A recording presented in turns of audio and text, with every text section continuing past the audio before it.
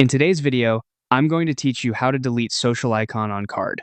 If you've changed platforms, retired an account, or just want to tidy up your header or footer, this quick walkthrough will show you exactly how to remove a single social icon without disturbing the rest of your design.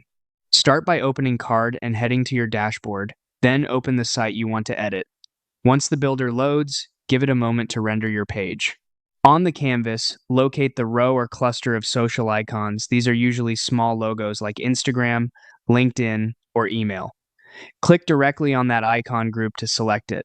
When it's selected, the editing panel appears on the side, showing options for the entire icon's element. Inside that panel, you'll see a list of the individual social icons that make up the group.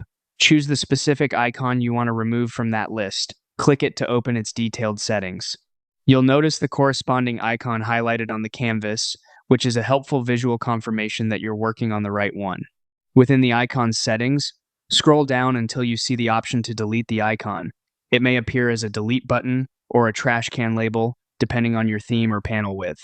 Click Delete. The icon will disappear from both the list in the panel and from the canvas, leaving the remaining icons intact and aligned. To wrap up the change inside the builder, click Done.